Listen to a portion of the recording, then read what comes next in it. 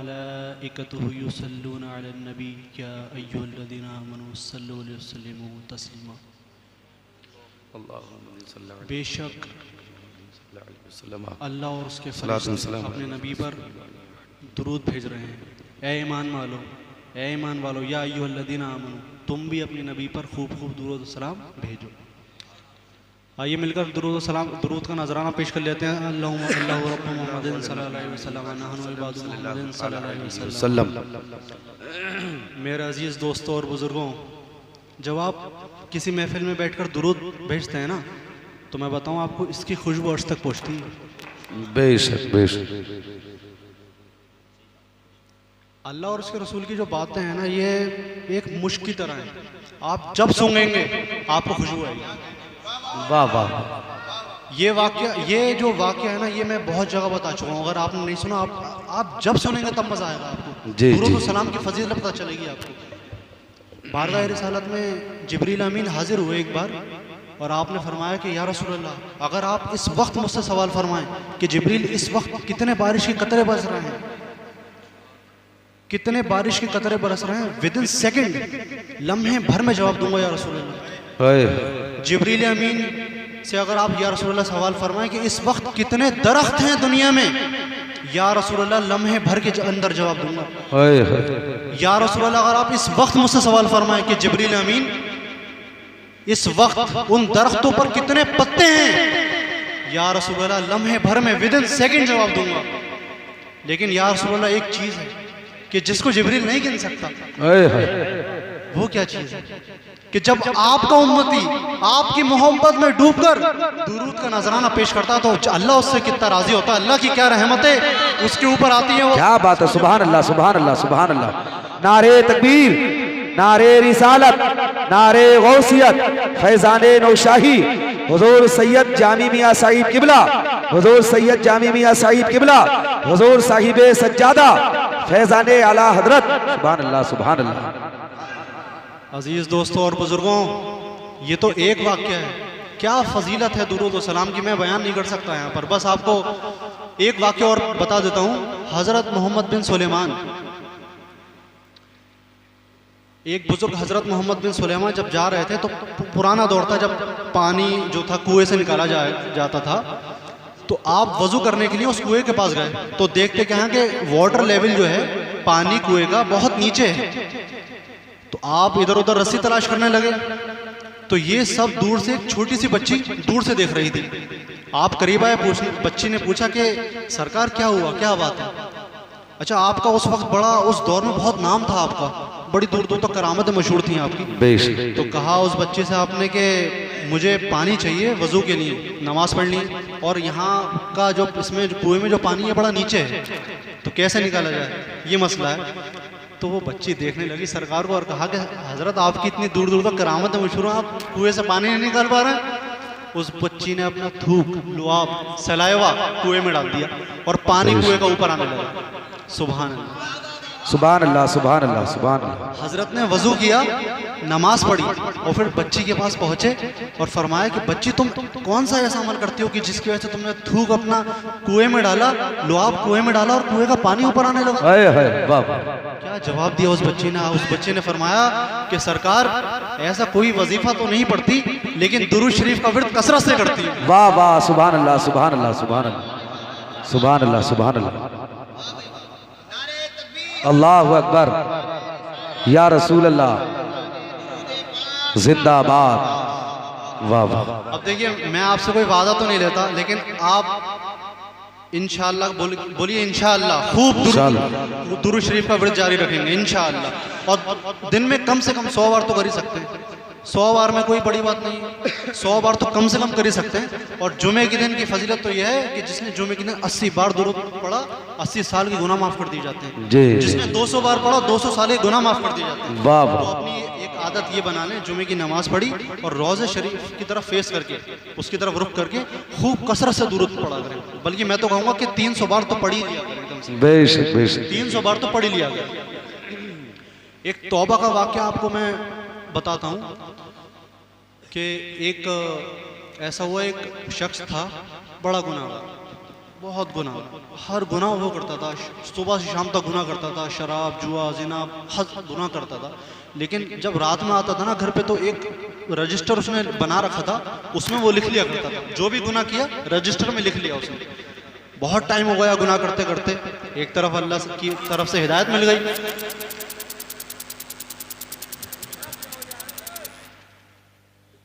तो उसने सच्ची तौबा की और फिर नेकी करने की सोची। अब जब उसने पहली नेकी की तो सोचा कि मैं जब गुनाह लिखा करता था तो नेकी भी लिखना शुरू कर देता हूँ। तो नेकी के लिए उसने वही रजिस्टर खोला, वही कॉपी खोली नेकी रजिस्टर, और सच्ची तौबा की थी। हेलो। तो जब रजिस्टर खोल के देखा तो उसमें सारे गुनाह ही मिट चुके थे। बाबा सुभान अल्लाह सुभान अल्लाह सुभान अल्लाह सुभान अल्लाह, ऐसी तो अल्लाह अकबर या रसूल अल्लाह, जिंदाबाद जिंदाबाद। अब नबी की शान से एक वाक्य पेश करता हूँ। नबी करीम सल्लल्लाहु अलैहि वसल्लम मुश्क जैसा पसीना, आपको पता है जब नबी करीम सहाबा की तड़प होती थी ना नबी की दीदार की, तो सहाबा इकराम अपने घरों से बाहर निकलते थे और सूंघते सूंघते पहुंच जाया करते थे मेरे नबी करीम सल्लल्लाहु अलैहि वसल्लम। हाय वाह वाह वाह। एक बार ऐसा हुआ, एक सहाबी रसूल आए नबी करीम सल्लल्लाहु अलैहि वसल्लम के पास और फरमाया कि या रसूलल्लाह मेरी बेटी की शादी है, तो कोई खुशबू अता कर दें। तो मेरे नबी करीम सल्लल्लाहु अलैहि वसल्लम ने फरमाया कि आप कल आइएगा एक शीशी लेकर। आप कल पहुंचे, वो सहाबी रसूल जब कल पहुंचे तो नबी करीम सल्लल्लाहु अलैहि वसल्लम ने अपना पसीना मुबारक उस शीशी में भर के दे दिया, पसीना मुबारक उस शीशी में भर के दे दिया और कहा कि अपनी बेटी से कहना कि इसे लगा ले। अब जब आप घर गए, बेटी को दिया और उन्होंने नबी करीम सल्लल्लाहु अलैहि वसल्लम का पसीना मुबारक लगाया, तो यकीन माने पूरा मोहल्ला महकता था जब वो नबी करीम सल्लल्लाहु अलैहि वसल्लम का पसीना लगाया, और यहाँ तक कि पूरा घर महकता था और लोग सूंघते सूंघते आ जाया करते थे उस घर को, और उस घर को नाम दिया गया बैतुल मुतय्यबीन, खुशबू का घर, खुशबू का घर। बेशक बेशक बेशक, सुभान अल्लाह। नमाज के फ़ज़ाइल से कुछ बयान करना चाहता हूँ। देखिए नमाज की जो फजीलत है ना, मैं बस एक चीज़ बता रहा हूँ आपको, उससे आप अंदाज़ा लगा लीजिए कि नमाज की क्या फजीलत है। जब हज फ़र्ज़ होना हुआ, जिब्रील अमीन लेकर आए नबी करीम सल्लल्लाहु अलैहि वसल्लम के पास। जब रोज़ा का फ़र्ज़ होना हुआ, जिब्रील अमीन लेकर आए बारगाह रिसालत में। जब ज़कात का फ़र्ज़ होना हुआ, जिब्रील अमीन लेकर आए बारगाह रिसालत में।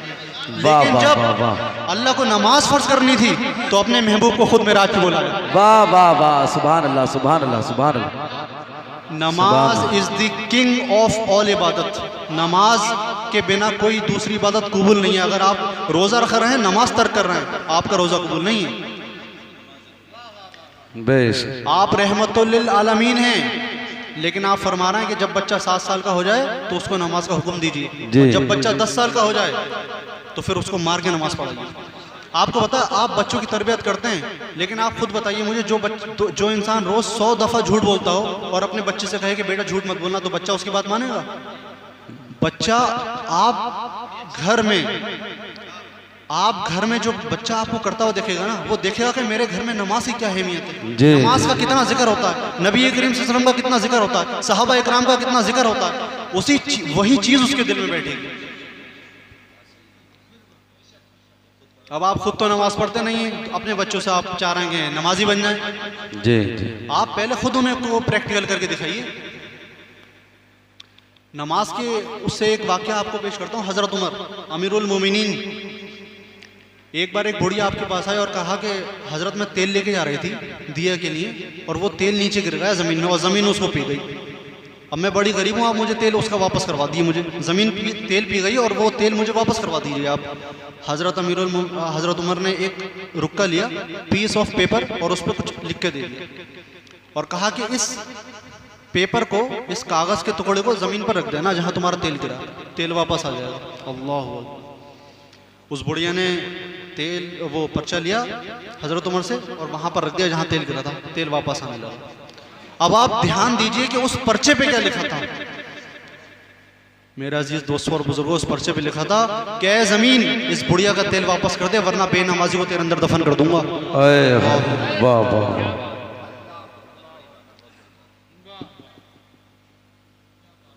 अब लास्ट एक वाक्य आपको बताता हूँ माँ की उससे।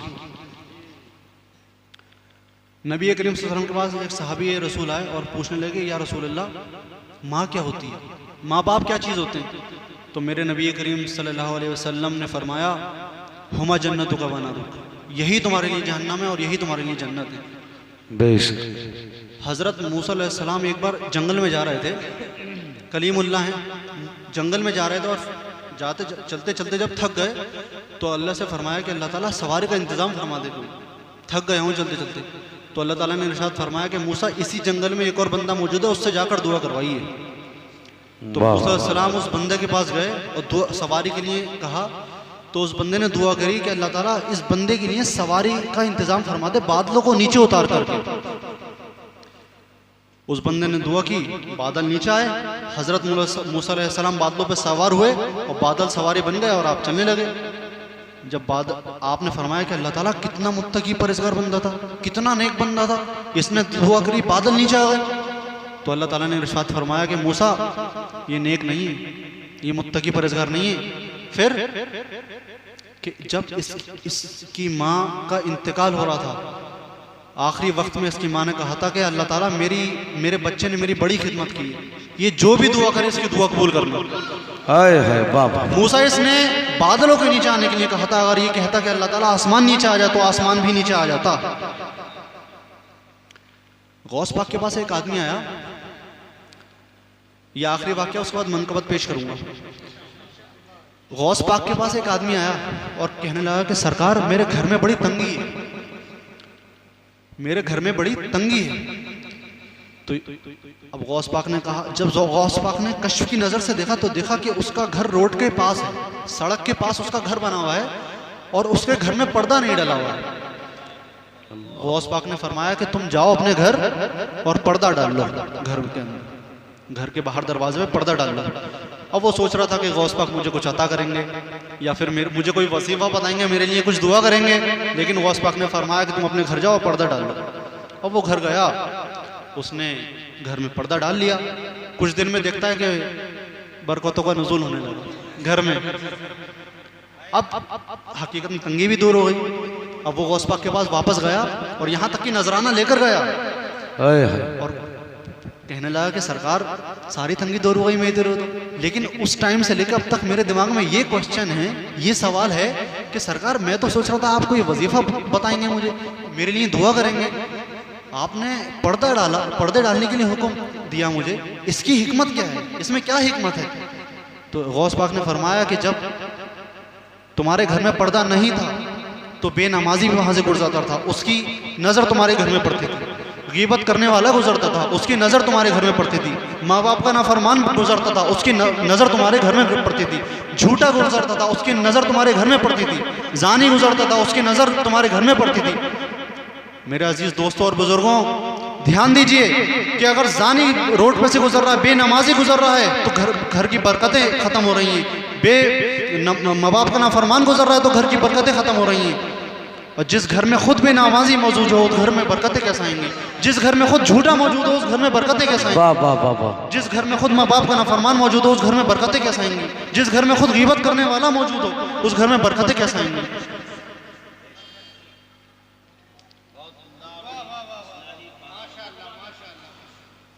मन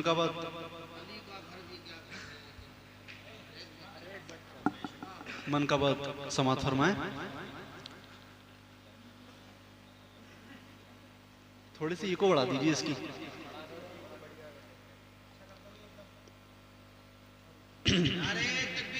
अल्लाहु अकबर, या रसूल अल्लाह। निगाहों से निहा होकर आया ज़ाहिद मियाँ तुम हो। हाय हाय वाह वाह वाह वाह। निहा का मतलब होता है पोशीदा और आया का मतलब होता है जाहिर। निगाहों से निहा होकर आया जाहिद मियाँ तुम हो। महो अंजुम की सूरत जू फिशा जाहिद मियाँ तुम हो। महो अंजुम की की सूरत ज़ूफ़िशाया ज़ाहिद मियाँ तुम हो। जहाने इत्तिका के पास बाज़ाहिद मियाँ तुम हो। जहाने इत्तिका के पास बाज़ाहिद मियाँ तुम हो। दयारे मारिफत के राज़दां ज़ाहिद मियाँ तुम हो। दयारे मारिफत के राज़दां ज़ाहिद मियाँ तुम हो। वो जिनकी ज़ात पर है नाज़ा अहले इल्म इरफा भी। वो जिनकी ज़ात पर है नाज़ा अहले इल्म इरफा भी। चराग़े राव मीरे कारवां ज़ाहिद मियाँ तुम हो। निगाहों से निहा होकर आया ज़ाहिद मियाँ तुम हो। रसूले हाशमी के मज़हरो आईना ताबा। रसूले हाशमी के मज़हरो आईना ताबा। अली ओ फातिमा ज़हरा की जाँ ज़ाहिद मियाँ तुम। सुभान अल्लाह। नारे तकबीर, नारे रिसालत, नारे गौसियत, फैज़ाने नौशाही, हुजूर साहिबे सज्जादा, हुजूर साहिबे सज्जादा। सुभान अल्लाह, सुभान अल्लाह। सफ़े मातम बिछी आँखों के आईने छलक उठे। सफ़े मातम बिछी आँखों के आईने छलक उठे। फना के बाद भी जन्नत निशां ज़ाहिद मियाँ तुम हो। फना के बाद भी जन्नत निशां ज़ाहिद मियाँ तुम हो। गमे ज़ाहिद मियाँ में हज़रत शाहिद मियाँ बोले। गमे ज़ाहिद मियाँ में हज़रत शाहिद मियाँ बोले। मेरी नमदीदा आँखों में आया ज़ाहिद मियाँ तुम हो। मेरी नमदीदा आँखों में आया ज़ाहिद मियाँ तुम हो। मक्ता इरशाद फरमा लीजिए। शकिस्ता हाल हाफिज को तेरी फुरकत सताती है। फुरकत मतलब जुदाई। शकिस्ता हाल हाफिज को तेरी फुरकत सताती है। रफ़ी के जानी सोबे कसा ज़ाहिद मियाँ तुम हो। रफ़ी के जानी से बेकसा ज़ाहिद मियाँ तुम हो। निगाहों से निहा होकर आया ज़ाहिद मियाँ तुम हो। अच्छा, एक लास्ट बात और बता दूँ आपको। हमारी आज पूरी कौम इस मिसवाक को भूली पड़ी। बहुत अफसोस की बात है, मिसवाक करते हुए कोई दिखता ही नहीं है आज। आपको बता दूं, नमाज वज़ू से पहले जिसने मिसवाक किया और फिर नमाज पढ़ी, 70 नमाजों का सवाब उसको अता किया जाता है। 70 नमाजों का। जिस घर में मिसवाक होता है उस घर की ज़ियारत फरिश्ते करने आते हैं। फरिश्ते उस घर की ज़ियारत करने आते हैं। नबी करीम सल्लल्लाहु अलैहि वसल्लम को मिसवाक इतना पसंद था कि आप जब घर में आते थे तो मिसवाक करते थे, सोकर उठते थे तो मिसवाक करते थे, रात को मिसवाक लेकर सोते थे, और जब भी आँख खुलती थी तो मिसवाक कर लिया करते थे। यहाँ तक कि आखिरी वक्त में जब अल्लाह से मुलाकात का वक्त था तो अम्मा आयशा की गोद में आप तशरीफ़ फरमा थे, तो हज़रत अम्मा आयशा के भाई वहाँ मौजूद थे और उनके हाथ में मिसवाक थी। तो आप मिसवाक को देख रहे थे लगातार, क्योंकि अम्मा आयशा जानती थी कि नबी करीम सल्लल्लाहु अलैहि वसल्लम को मिसवाक बहुत ज़्यादा पसंद है। तो आप मिसवाक को देख रहे थे। अम्मा आयशा ने फरमाया कि या रसूलल्लाह मिसवाक मंगवाऊँ? नबी करीम सल्लल्लाहु अलैहि वसल्लम ने फरमाया, इशारा दिया, because there was no strength. तो आपने फरमाया कि मिसवाक, इशारा दिया कि मिसवाक मंगवाई। मिसवाक मंगवाई गई। क्योंकि चबाने की बहुत कमज़ोरी थी आखिरी वक्त में। तो अम्मा आयशा ने खुद चबा के मिसवाक कराई नबी करीम सल्लल्लाहु अलैहि वसल्लम को। हज़रत अबू बकर सिद्दीक बगदादी रहमतुल्लाह अलैह, एक बार आप वज़ू कर रहे थे तो इत्तेफाक ऐसा था कि मिसवाक हाथ में नहीं थी आपके, तो आपके पास सोने का दिरहम मौजूद था, सोने का सिक्का मौजूद था, तो आपने सोने के सिक्के को खर्च करके मिसवाक खरीदी। अल्लाह। जबकि कितने की आती है? 20 रुपए की तो आती है, लेकिन आपने पूरा सोने का सिक्का खर्च कर दिया। लोगों ने कहा कि सरकार 20 रुपए की मिसवाक के लिए पूरा सोने का सिक्का खर्च कर दिया आपने। तो आपने फरमाया कि अगर आखिरत में अल्लाह ताला मुझसे पूछ लेता, सवाल फरमा लेता कि सोने के एक सिक्के के लिए, दुनिया के थोड़े से माल के लिए तूने मेरे नबी की सुन्नत को तर्क कर दिया, तो मैं क्या जवाब? वाह वाह वाह, सुभान अल्लाह सुभान अल्लाह सुभान अल्लाह।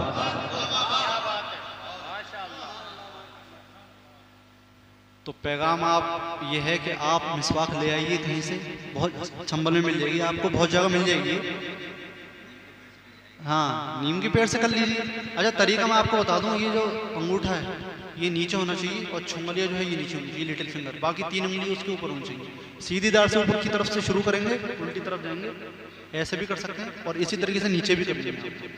तिब्बी फायदे भी बहुत हैं, वक्त कम है तो गुफ्तगू अपनी समेट रहा हूँ। बोल दीजिए इंशाअल्लाह, इंशाअल्लाह। चलिए फिर करिए।